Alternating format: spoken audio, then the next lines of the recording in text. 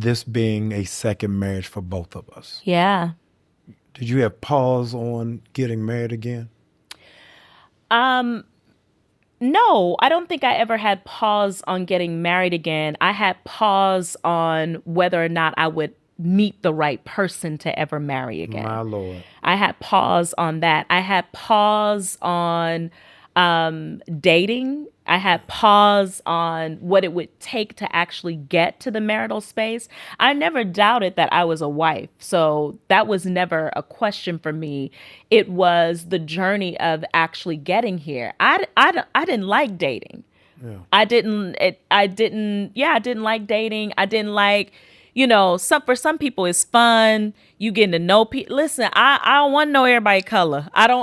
You got to go out to dinner. You got to do, you have to go through the process of getting to know people, which means that you also then have to go through the process of meeting their representative and getting beyond the representative. And we live during a time really right now where nobody wants to get naked. There's no, in the sense of really exposing the truest part of themselves, because everybody on some level has been hurt.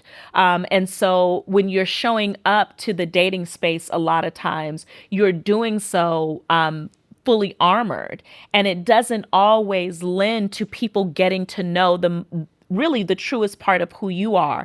And so I think for me, it was exhausting. It was not something, I'm not saying it was miserable, but it's not something that I found just a lot of joy in. I know a lot of people love to date. It just wasn't me. I've always been like that though. My whole life, I had one boyfriend in high school. I dated one person. I dated a person in college and ended up marrying that person. So I've never been a serial dater is my point.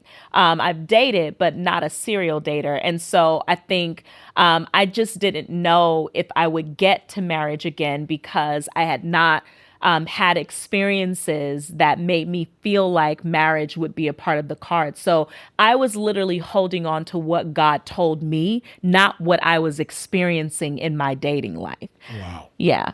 I think I was more afraid of another divorce than I was excited about another marriage. Wow.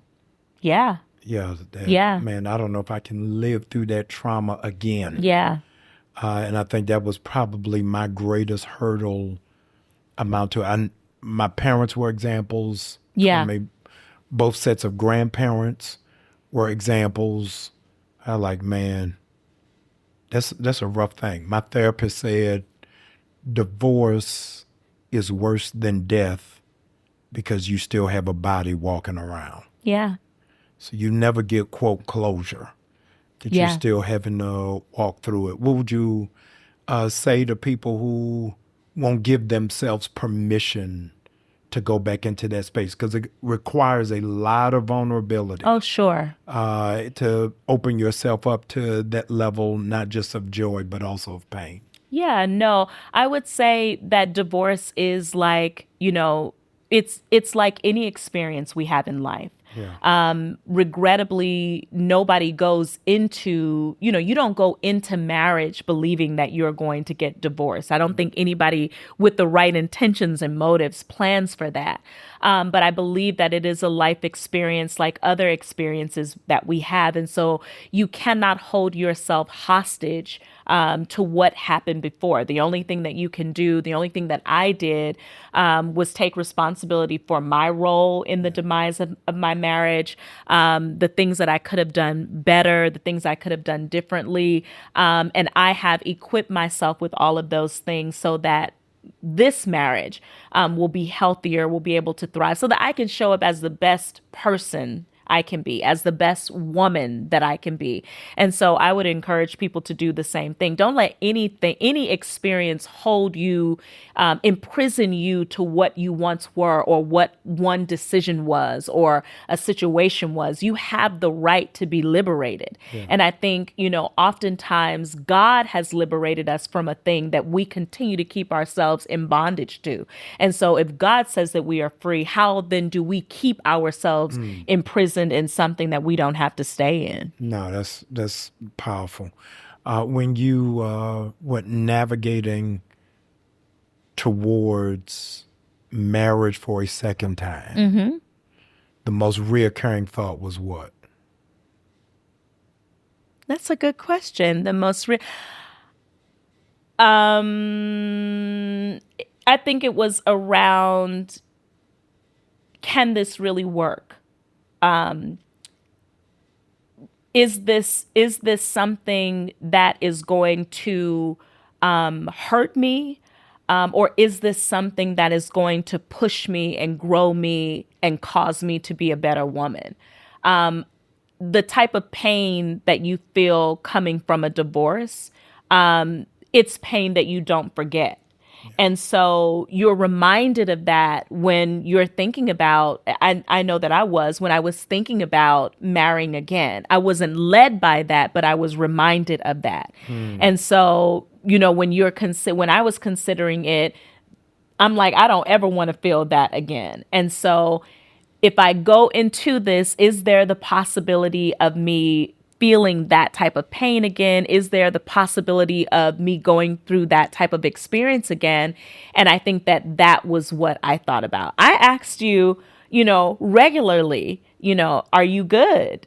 Are you prepared? Is this something that you're fully ready for? And some people would say, oh, well, why would you ask that? You must didn't think that he was prepared. It wasn't that. I just felt like we needed to have continual conversation about where we were. Yeah. And I didn't want either of us to ever feel like, because we're in public space, we've made this public announcement and all of this public stuff going on, that we could never have a moment where if we decided personally that we want to pull back for a minute, that we couldn't do that. Yeah. And I always wanted to make sure that you had the space to say yes or no, or I'm feeling this or I'm feeling that, so that we would be able to address whatever that is, because we're doing this for us. Right. Not, for any other reason. What has been your biggest adjustment of having to live in public? Everything. Everything. It's not my natural personality. I'm naturally a very introverted person. I'm naturally to myself. I like spending time alone. I have most of my get out of here. Most of my friendships I've been friends with them since middle school, or they're at least 10 to 15 years.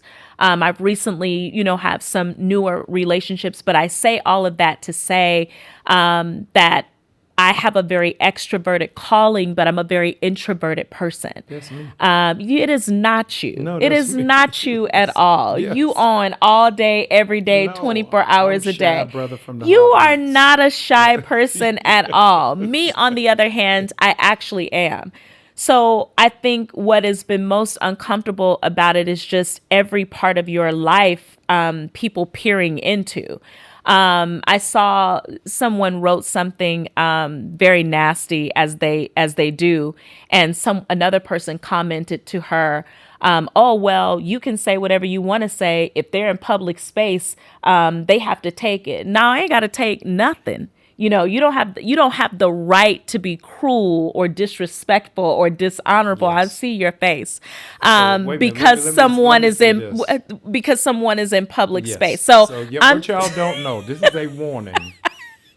Dr. Karri Bryant is in Peru.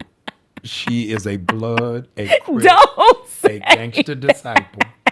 And I have to wrestle that phone with y'all. Listen. Leave her alone in them IG comments. Listen. That's all I'm going to tell you. Listen.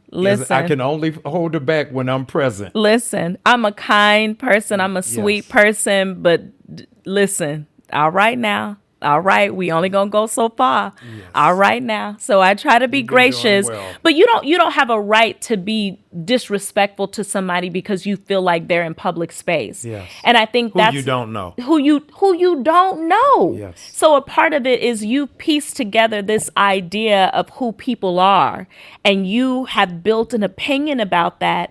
And it's not even true.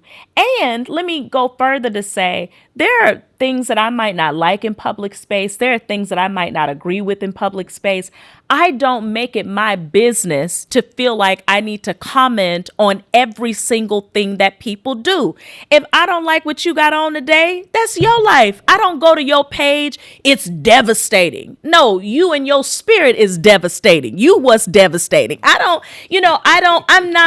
not cruel in that way where I feel like I need to just figure out a way to make a person feel bad today or to say something dishonorable or hurtful. I think that's the part that is most uncomfortable because they remove the humanity from who you are. So they don't think about when they're calling me whatever they're calling me, or witch this week or evil this week or Jezebel this week. Not that any of it is founded on anything. It's just how you feel about how I look or how I show up. Right. You don't think about the fact that my mother is reading that I have nieces and nephews that read that.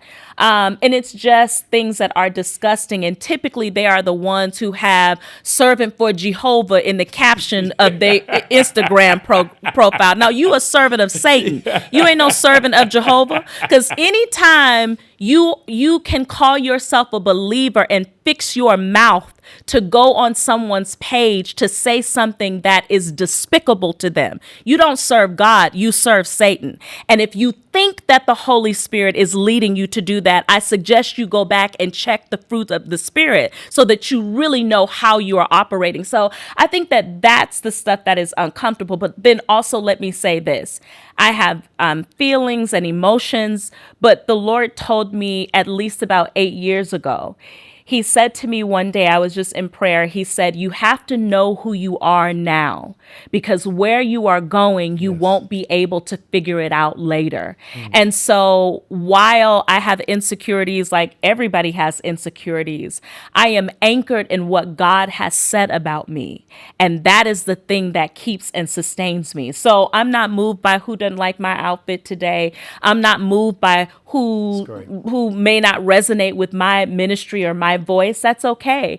I'm anchored in who God called me to be and the people that he has called to me that will resonate with how I show up. Because the problem is when you don't and you begin to take in the opinions of other people who don't know you,